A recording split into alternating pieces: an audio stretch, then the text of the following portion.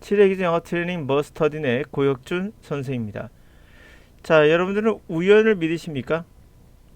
사실 우연이라는 건 행운이라는 의미도 갖고 있어서 다들 믿고 싶어 하죠.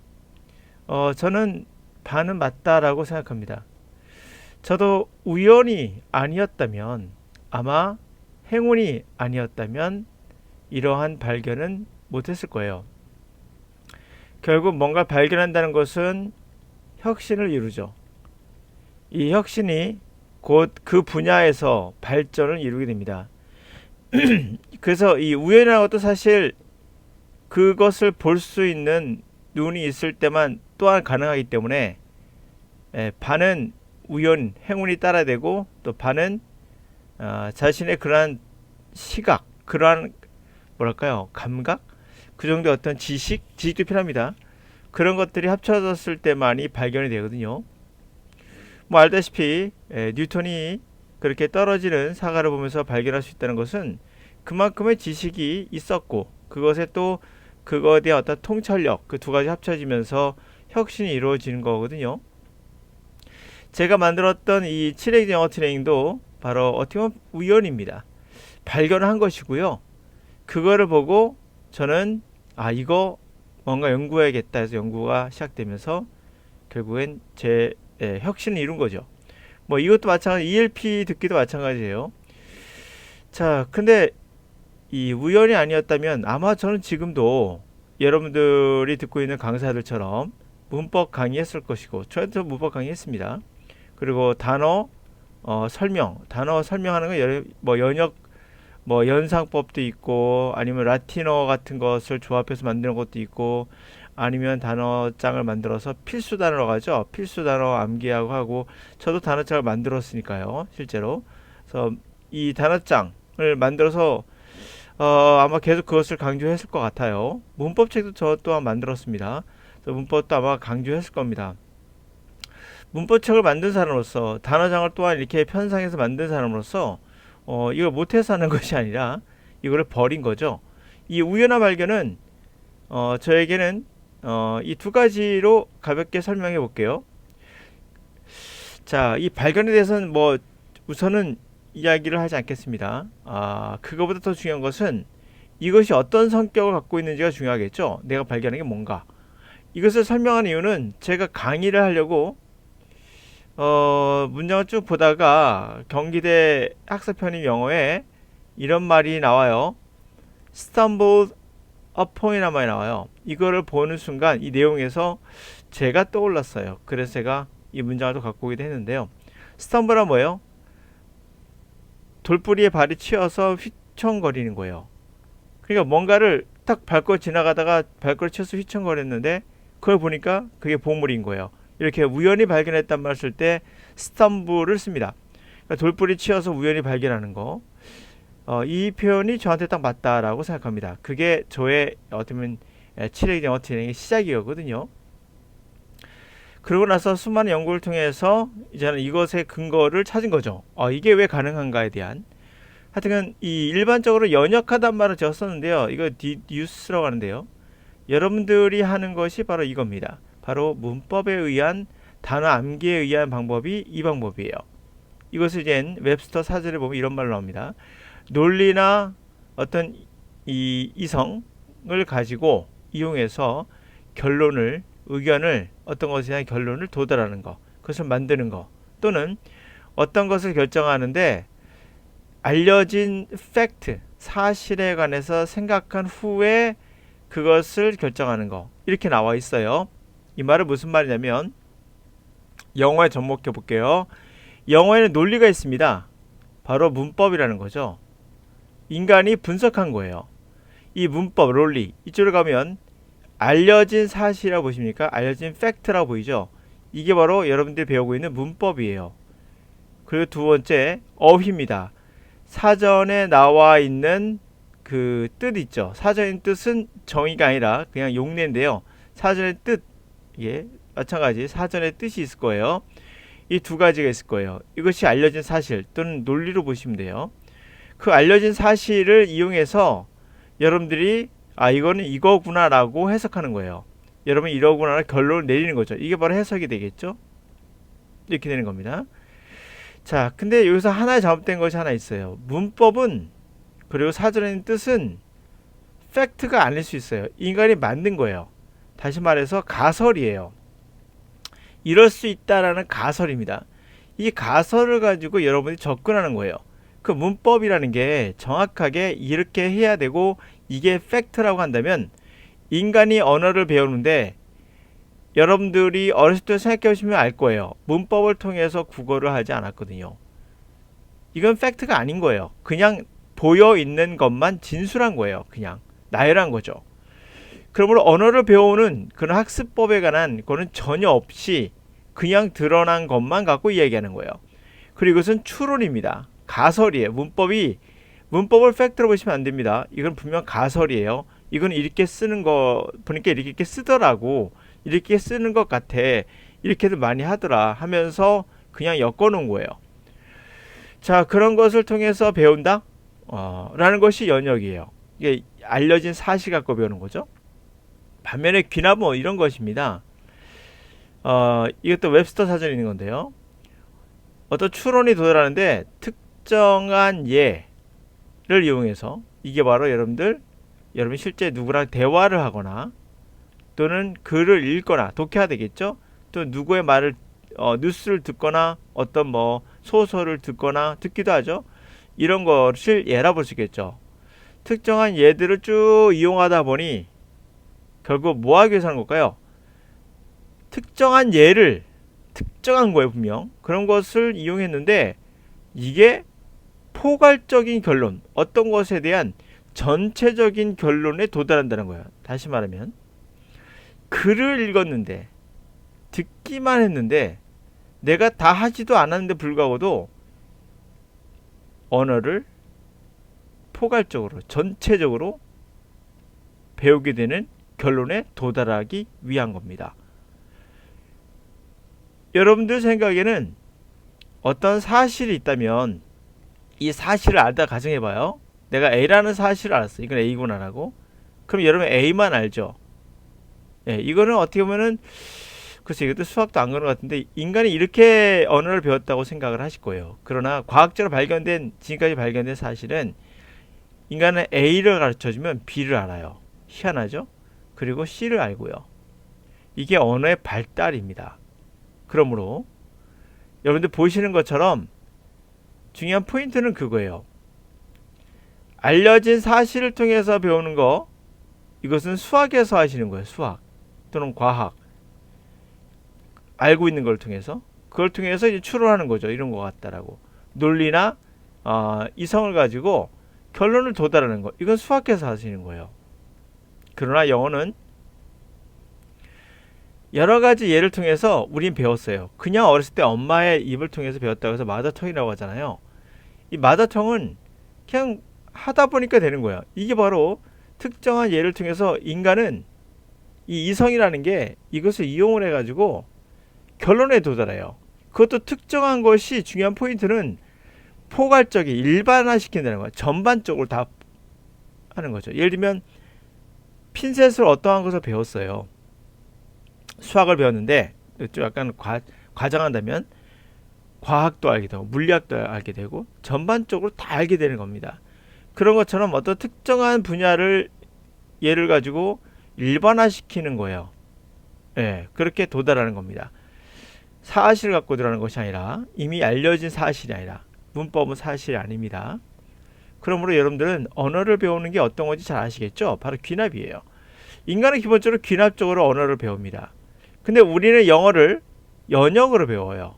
다시 말해서 답을 알려주고 이게 답이야라고 알려준 거죠. 이미 알려진 사실이. 수학처럼 이게 답이야 알려주고 그 다음에 연습 문제 이런 형식으로 이게 이거다라고 해석하는 방법 알려주고 그 다음에 그와 같은 관련된 단문들 쭉 해석하면서 우리는 연역식으로 배워왔거든요. 그게 대표적인 게 성문종합이에요.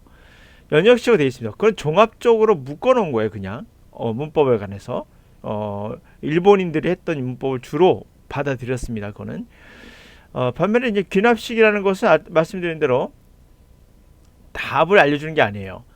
예를 통해서 여러분의 이성 어떻게 보면 언어의 뇌가 되겠죠. 언어의 뇌가 결론에 도달한 겁니다. 결국 자신이 그 답을 찾아내는 거죠. 완전 다른 개념이죠. 네. 그래서 이것을 제가 이제 발견했다는 거죠. 그래서 만든 게 치레기정어 트레이닝 ELP입니다. 어떻게 보면 이것을 우연히 만나게 되었고, 어떤 행운이겠죠. 그걸 통해서 이제 이게 어떤 건가라고 연구하면서 연역과 기납을 제가 정의해보고 여러 과학자들의 이야기도 들어보면서 이게 맞구나라는 확신을 얻게 된 거죠. 그래서 실험을 하게 됐고, 이 실험이 또한 결과적으로도 맞았습니다. 그래서 이건 누구도 반박할 수 없는 완벽한 방법이라고 생각합니다. 자, 이 경기대 학사 편입 한번 같이 보면서 우연이라는 게 어떻게 세상을 바꾸는지 한번 생각해 보도록 하죠. 자, 고대 시대에는 이 퍼플 염료, 퍼플색의 염료는 추수하기가, 얻기가 되게 힘들었어요. 아주 노동이 많이 들어갔어요. 조개의 어떤 그 분비선에서부터 아주 애를 써서 노동을 들여서 이것을 뽑아내야 되는 거죠. 추수해야 되는 거죠. 이것은 이게 어패리라고 보시면 돼요. 어패리라고 불려지는 조개 그런 것들의 분비섬에서 얻어냈다라는 거예요. 그것을 심지어 조금 양의 염료를 이런 식으로 얻는 데는 굉장히 어려웠겠죠. 얻는 게. 거기다가 덧붙여서 이 염료는 그 염료가 책이 바래는 거에 대해서 저항성도 갖고 있어요. 그 염료는. 그러니까 막 오래 버틴다는 거죠. 그래서 이 두 가지 겹쳐져서 결국 그 염료, 그 색조를 부의 또는 권력의 상징으로서 만들어졌다. 부자만 썼다는 얘기죠. 예를 들어 볼게요. 수천 년 동안 이 퍼플은 왕족을 연상시켰어요. 그 당시에 1858년. 근데 이 말라리아 치료법을 찾고 있던 이 영국 화학자 윌리엄 헨리 퍼킨은 우연히 돌에 부딪힌 거죠. 발바닥을 인공 물질에 걸려 넘어진 거예요. 발견했다 보시죠? 이런 것을 우연히 가다가 발견한 거예요. 이것은 퍼플의 그 퍼플색 색조를 생산했던 이 염료예요. 인공 염료. 그 가치를 알아보고 그의 발견한 것의 가치를 알아보고 적었네요. 그는 이 물건에 모빈이라는 트레이드마크 상표를 붙인 거죠. 저는 7일의 기적이라고 붙인 겁니다. 이 물건에. 그 이름은 이 퍼플꽃의 어떠한 유형의 퍼플꽃을 상기시켜요. 이 이름이. 이게 아마도 프랑스어인가 봐요. 이것을 퍼플꽃을 상기시키는데 그 발견은 바로 패션계의 혁명을 스파클을 이루었고 그리고 퍼킨을 부자가 되게 만들었다. 이랬으면 좋겠네요. 저도. 동시에 그러나 그것은 이 익스클루시브 독점적이라고 해서 왕족이 갖고 있다고 했었죠. 그런 귀족풍의 아주 어떤 고급이라는 거죠. 특권층 이런 거죠. 특권의 어떠한 분위기를 훼손했다. 그래서 그 칼라 퍼플을 특권이라는 건 뭐겠습니까? 독점적인 거죠. 어떻게 우리나라 문법이 독점하고 있어요. 근데 어휘가 단어가 이거 영어 같다 이게 다인 것 같은 느낌인데 그런 이 독점적인 다시 말하면 특권층만 배울 수 있을 것 같은 정말 그렇습니다. 문법과 단어를 통해서 영어를 배운다는 것은 특권층만 배울 수 있는 것 같은 느낌이 들 거예요. 왜? 여러분 중에 성공한 사람들이 많지 않기 때문이에요. 특권은 다시 말하면 특수한 능력이 있는 아이들만 배운다고 생각이 들죠? 맞습니다. 그 정도로 뽑아내기가 어려워요. 성과를. 아까 말씀드린 대로 그래요. 하여튼간에 이 특권의 분위기 귀족풍의 분위기 그런 것을 좀 훼손시켰다는 거죠. 칼라 퍼플이 그렇게 함께했던 그렇게 오랫동안 함께했던 그런 귀족풍의 분위기를 훼손시켰다는 거죠. 이 피니키아인인가요? 피니키아인들 시대에 이래로 그랬다는 겁니다. 자, 이제 답을 맞춰보고 이제 가보죠. 여기 쭉 보시면 이것도 재미있을 것 같아요. 뭐 쓸데없는 이야기지만 제 영어 관련돼서 보면 저 읽으면서 왜 제 생각이 나냐면 정말 여러분들 이거 아십니까? 조개 분비선에서 이 퍼플 염료를 뽑아내기가 정말 힘들다고 하잖아요. 여러분 문법과 단어 암기로 여러분이 어떤 영어의 성과를 보기에는 정말 힘들어요. 정말 그것은 조금만의 양의 염려라고 했지만 조금의 어떤 성과를 내기도 힘들어요. 거기다가 사라진다고 했잖아요. 이 문법과 단어 암기는 단어 암기 빨리 사라진 거 아시죠? 외우면 까먹잖아요. 문법도 사용하지 않으면 물론 없어지지만 그 저항성이 이 영어를 할 때 이 적응성이 별로 없어요. 그래가지고 결국엔 이 권력 있는 사람, 이제 권력이랬지만 우리는 특별한 애라 보시오. 그죠? 여러분이 아닌 다른 사람, 특별한 사람. 여러분이 아닌 사람, 다른 사람들은 상위 1%만 갖고 있는 거죠. 사실 여러분들 주변에 영어에 대해서 고민하는 이유도 TV에서만 잘하는 애들을 보잖아요. 그것이 왜 특별한 거죠? 그만큼 어렵다는 거예요. 이 방법이 그 정도로 어렵다는 거죠. 특별한 아이들의 왕족 같은 느낌이 들죠. 그런데 이제 보다시피 이 퍼플색이 왕족을 상징한다. 우리에겐 문법이나 이걸 문법이나 단어를 통해서 영어를 배우는 데 보면 사실 왕족 같은 느낌이 들죠. 여러분들 주변에 없기 때문인 겁니다. 근데 제가 이거 똑같이 영어를 연구하다가 영어를 가르치는 제 본업이니까 저는 우연하게 진짜 가다가 부딪히듯이 인공의 물질이라고 했지만 이 칠해 기적을 만나게 됐고 그것이 이거 정말 새로운 염료를 뽑아낼 수 있겠구나. 이 가치를 알아본 거죠, 전. 그리고 이것에다가 칠해 기적이라는 이름을 붙였고 ELP라는 이름을 붙인 거예요. 그 이름은 사실은 여러분들이 정말 빠르게 배울 수 있다는 상징을 갖고 있죠. 자, 그 발견이 사실 이 영어계에 변화를 일으켰으면 하고 저는 생각하고 있습니다. 물론 시간이 걸리겠죠. 자, 그러면서 동시에 이 특권 계급 같은 여러분 주변에 없는 영어 잘하는 애가 없는 이 특권 계급 같은 것을 분명 우리는 약화시켜야 되는 거예요. 그런 분위기를. 그 영어 하면은 그쵸? 영어 하면은 이 퍼플 칼라처럼 꼭 영어를 한다 그러면 뭐가 동반됩니까? 꼭 특권층 같은 느낌이 동반되잖아요. 이런 거 없어야죠. 이게 일제 시대 때 시작된 건데 어떻게 또 저하고 맞아떨어지는 내용이라 봐요. 하여튼간에 스탄불 러퍼는 우연히 발견하다인 일본이 되겠고 이 헨리 펄킨을 이러한 발견에 이르게 했던 것은 무엇이 이를 이끌었을까요? 결국 약을 찾고자 했다가 이제 읽게 됐죠. 약을 찾는다는 뜻이 어디 있습니까? 바로 새로운 메디컬 트리트먼트를 개발하려는 시도, 그 시도가 결국에 발견을 이끌어냈죠. 우연하게. 3번이 거고요. 자, 여러분 무엇을 추론할 수 있을까요? 위의 문장에서 펄킨은 관심이 없었다. 이득을 버는 것에 그의 퍼플다이로. 아니죠. 부자 됐어요.